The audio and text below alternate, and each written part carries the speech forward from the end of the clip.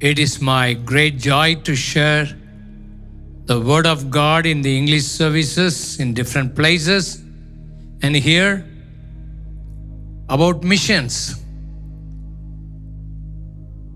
God has called our church to go into missions and planting many churches. When we started our church here, God spoke to me from the very beginning of this church to support missions and going into missions. When I accepted Jesus Christ as my personal Savior, God put me with one great servant of God. Now I was with him. We used to get up early morning at 4 o'clock, placing an Indian map before us and praying for the nations with tears. And he's a man with full of vision, and he wanted to promote mission, so he shared his heart with me, reaching the nations. From the very beginning of my life, God gave me burden for missions. By the grace of God, for His glory. When we started this church in the year 1973, there was only 2 Assemblies of God churches in the city. Now we have more than 150 Assemblies of God churches in and around the city. And also we have started another 50 over churches in Tamil Nadu. And we are supporting closely 200 missionaries in North India. From this mother church, we are supporting this many churches. But in the city after that, after the churches has grown, we have given to the district, and we are just praying, but we are supporting North India missions. It's a high time for Indian churches now to think about going out of our country in unreached places also. We have to send missionaries from here to other countries. That is why God has called this church to promote mission. This whole week, we'll be talking and praying about missions. And every member of this English service and Tamil service must concentrate on missions, and we must support missions. What is really mission? What God has spoken to the church, what they are supposed to do, we must do. That is mission. God has given us a great commission to the churches. Many times people want to come and enjoy the service and the music and the songs and a good message. They go back and come back to the church again in the same way. There is no changes in the lives of people. God wants to send a mighty revival to the churches today. We are all staying in our homes these days. Let us think about missions and let us do missions. Let us support missions. What is real mission? Bible says, Mark chapter 16 verse 15, the Great Commission is said to them, go into all the world and preach the gospel to all creation. This is part of the Great Commission, is going into all the world and preach the good news to all creation. You know, in our country, if you go and preach about Christ, many people, very intellectual people will say, 2000 years somebody belongs to some other country. He died on the cross. What all these things are going to do for me? What do you talk about in this 21st century? But with the gospel, good news, God has also attested that good news. He said, 17, Mark chapter 16, verse 17, and these signs will accompany those who believe in my name. They will drive out demons. They will speak in new tongues. They shall lay hands upon sick people. They shall recover. With the good news, people's needs will be met. Miracles will happen. In our country, people are with great needs in their life. God has called you and me to touch their lives, to change their lives. Our God is a God of miracles. Our God is a living God. He speaks. He acts. He lives today. With the mighty power of God is with us. If you really commit your life to pray for other people, God will answer your prayer. On the other day, I was preaching about miracles and I prayed for some people. I said, today God is touching your kidneys and God is healing you. The next day, what happened to that man? He had 7 stones in his kidneys. Right hand side of his kidneys, 4 big stones, and the left hand side of his kidneys, 3 small stones. God healed him. The doctors told him to come to the hospital with 1 lakh of rupees for operation. He did not have money in his hand. But God healed on that night just last month. The next day, he took all the stones in his hand. He put it in a box, showed to us. What a miracle. God does miracles. God has called you, not only big pastors and preachers. Each and every one of you, if you believe with all your heart, go out and share the good news and pray for sick people, needy people. They cry out. Somehow we have to really pray. Somebody called me today in a hospital and Brahmin people. My husband is dying. He's dying. He's in a deathbed. Doctor said, cannot do anything. The coronavirus has affected him to the core. They cried. We are here to pray for such people. I just prayed with all of my heart that God will heal that man, the critical situation. God has called each and every one of us to do such a wonderful missions. Mission is not all the time going out somebody for somewhere else, but in your local areas, in your own office, in your marketplaces, with your neighbors, you have to share the gospel, the good news that Jesus died on the cross of Calvary, rose again on the 3rd day. His precious blood can forgive all their sins and heal the sick people. That is what it should happen. Dear people of God, God will use you mightily.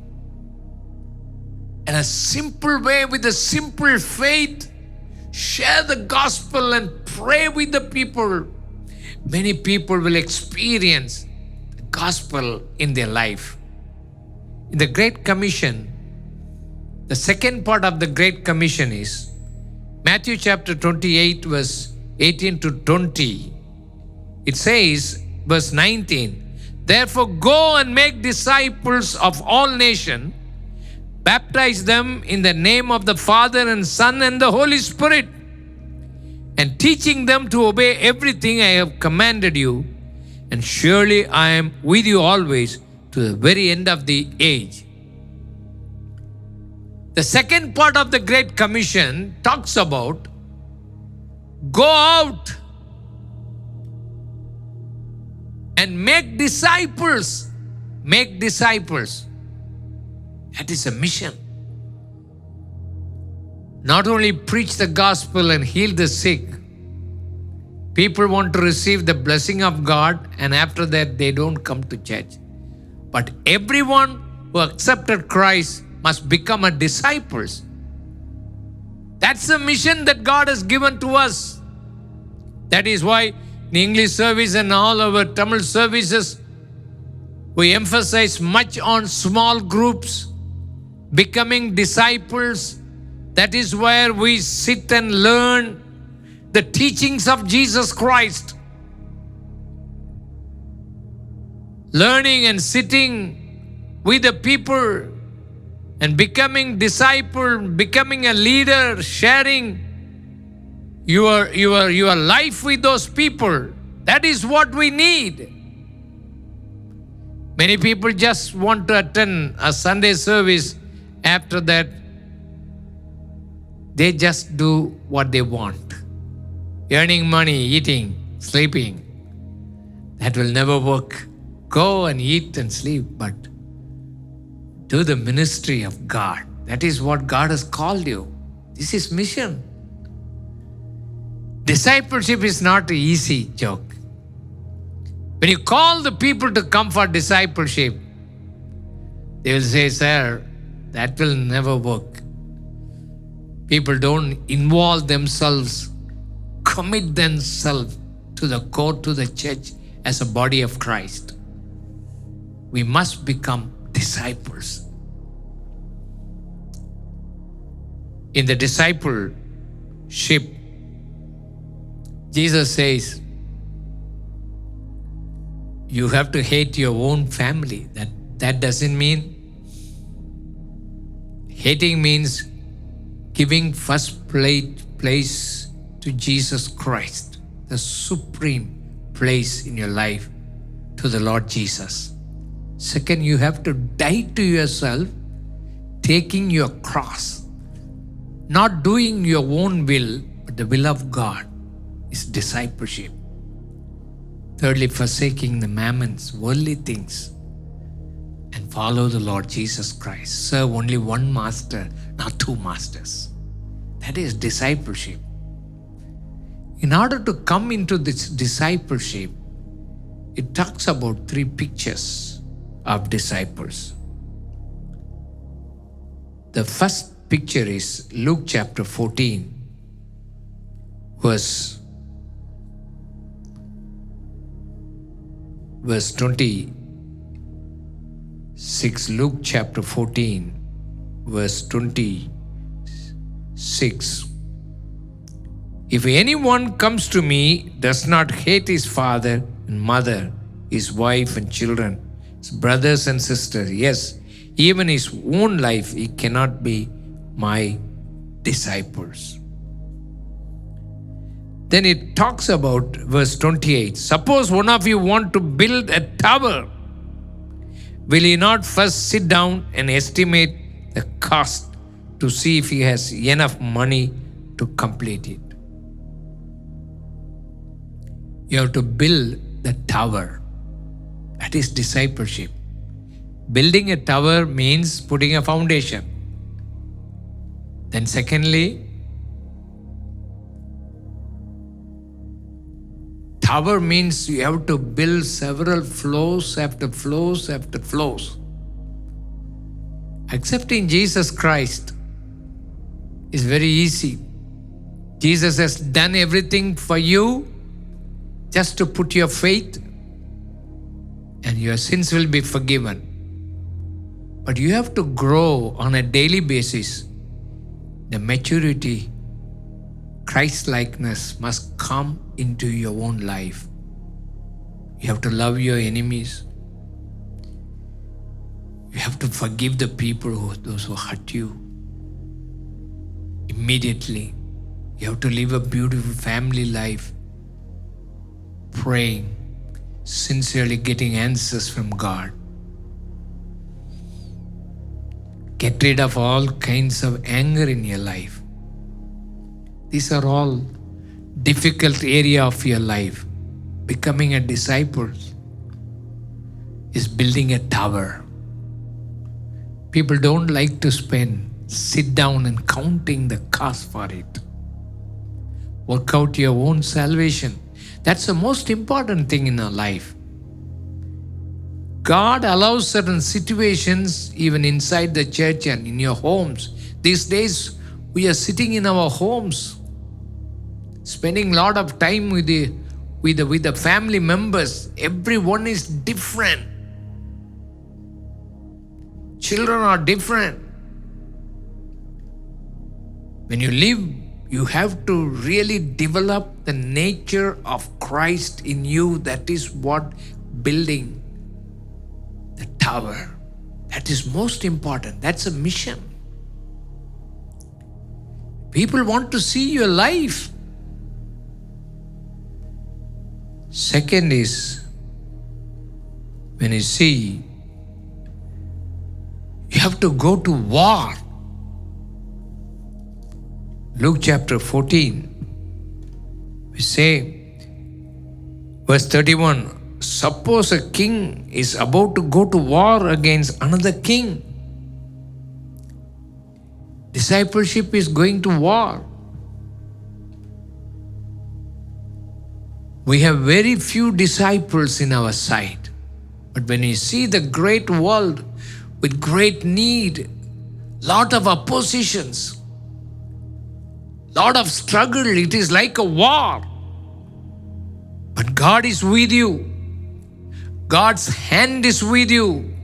Even though we have few people with us, very few disciples, the crowd may be very great, but very few people wants to follow Jesus with discipleship.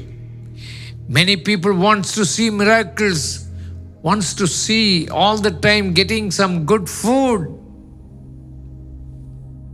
But dear people of God, are you willing to go to war? There will be a lot of people who will be coming against you, but stand there as a great witness. In your working place, people will make fun of you. In the world, people don't like Christ. When you talk about Christ and missions, people don't like it. They want a comfortable life, but war, going to war, it's a hard work. When I was studying in the college, I was in the NCC cadre. I was an officer. They sent me to the army of Rajaputs in Gujarat area. I was in army for 3 months completely. They trained me like anything. I thought I was going to die. Such a way they train. It's a very hard work, night and day. Within 3 months' time, I was learning how to throw a grenade, live grenades, and how to shoot, how to climb up the mountain, how to climb the trees, how to cross the rivers, how to go in between the barbed wire with all the heavy weapons. It's a hard work. Missions is a hard work. Dear people of God, are you willing to give your life for missions? Hard work. Building the kingdom of God is the most important thing. The third picture that you read here is about 34. Salt is good, but if it loses its saltiness, how can it be made salty again? Salt. When you put a salt into a food, it gives you taste. Discipleship is transforming your places. You must become a salt it transforms the whole situations and gives you a very tasty food. Dear people of God, your life must become a salt to the earth. That is mission. In your home, do not lose your saltiness. In spite of your difficulties, the grace of God, the power of God comes upon you. People will change their life. Just two weeks back, I was speaking to a drunkard. He just left his home. He was living alone, heard about those things. I was really praying for that family. I called him in the phone. I talked with him about Christ, about his life. To my amaze, that man has changed immediately. Left his drinking habit, changed his life. It is a real miracle. When you have salt in your life, when you go and share the word of God with other people, they will get saved. They will receive baptism of the Holy Spirit. Last month itself in our church, in Tamil congregation, with all the care groups, we prayed for the baptism of the Holy Spirit. 700 people received baptism of the Holy Spirit. The next month, about 400 people received it, because we target each and every one of the cell members who have not received the baptism of the Holy Spirit. Last week, about 300 plus received. Changes are happening. Many people want to take water baptism immediately when we open our churches. God is doing tremendous work. God is touching lives of people. People's life. Dear people of God, do not lose your saltiness. That is what we need. And you have to receive the baptism of the Holy Spirit. It says, Acts chapter 1:8, but you will receive power when the Holy Spirit comes upon you, and you will be my witness in Jerusalem, in all Judea, Samaria, to the end of the earth. Receive the baptism of the Holy Spirit and you will be a witness. Witness means not only in your place, all over, till the end of this earth. That is why the presence of God, being a witness, sharing is good, but you must be a witness amongst your people in your working place. That is what we need. That is mission, being a real witness for Christ. People must see the life of Christ in you, the power of Christ in you, the presence of God with you.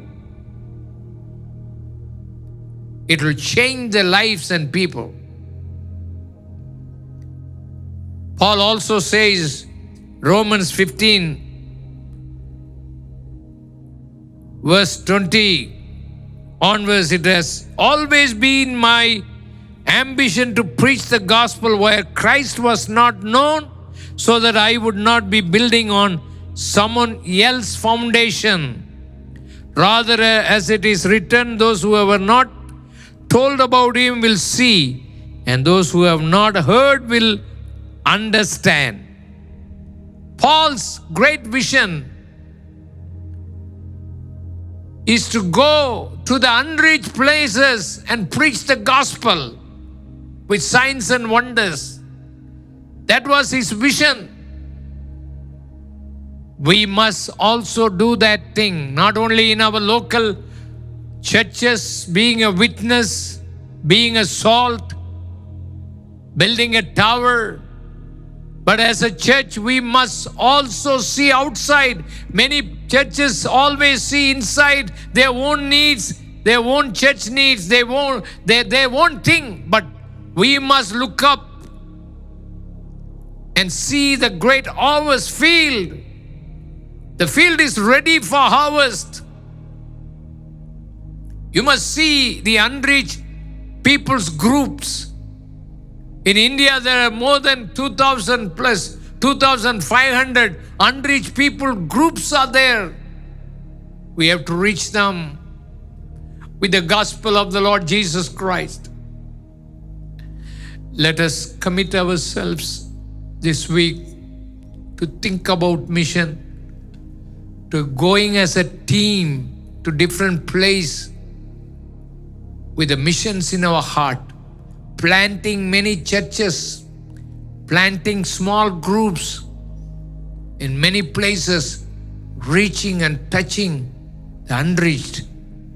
That must be our vision. Paul had that vision to go to the heathens preaching the gospel. That is what we are supposed to do. If you study the book of Jonah, God sent Jonah to a Gentile nation, Nineveh. He said, go and preach. 40 days you preach. I'm going to destroy that city. But the prophet did not want to go. But God made him to go over there, preparing everything, sent him over to that place, Nineveh. But those people, heathen people, the sin of the city touched the presence of God. God wanted to destroy that city. But those people, when they heard that God is going to destroy, those heathen people praying with sackcloth, with fasting. Even the animals were putting sackcloth, humbled themselves, cried to the Lord. God saved the whole city and nation. The same way God wants to save our nations and the city. Are you willing to go with a changed life? But this prophet was all the time seeking his own comfort. He was angry with God. Then God shared his heart with him. Jonah chapter 4 verse 11. And should I not have concern for the great city of Nineveh, in which there are more than 120,000 people who cannot tell their right hand from their left, and also many animals. There are innocent people in this world. They do not know the difference between the right and the left hands. I'm concerned about those people. You are concerned about your own comfort, Jonah. People are perishing. You must go and preach to them how the judgment is going to come. That is a mission. One day, the judgment is going to come upon the whole earth. Jesus is going to come back very soon. God has given us a mission into our hand. You must build your tower, your life. You must go to war against Satan. Drastically, you have to fight the battle, bring the people in. You must be a salt. Preach the gospel with signs and wonders. And you must be a witness. And also, dear people of God, God is concerned about the whole city and the nations to come to the real God. Would you commit your life today for missions and also give to the Lord for missions? Many of you never give to the missions. We are supporting more than 200 missionaries. Even in these pandemic days, we regularly support our missionaries, our pastors. Dear people of God, we have to reach this nation with the gospel. We must become His disciples. We must go and preach. We have to reach the unreached people groups. Would you commit your heart today that you will commit yourself for the missions and support missions? Go with the missions team. Go to any place in this country. If you go for a work, but go with the mission to start a church. Be a part of the church. God bless you. Shall we pray? Dear Lord and Heavenly Father, thank you for speaking to us that we must fulfill the Great Commission in our churches, preaching the gospel, being a witness. We must make disciples. We must go to unreached people's group and places, that you will touch many of our lives, O Father. You have called us with a purpose to become a real disciples of Christ, that we will be a great workers for you to build your kingdom, not building ourselves. Touch each and every one of us. Lift your hands in your homes and receive the greater anointing in your life. Receive the power of the Holy Spirit and the gifts of the Holy Spirit in your life. You will be a witness for Christ Jesus. Bless each and every home, O God. Every person who listened to the message. Thank you for speaking to us. In Jesus' name we pray. God bless you.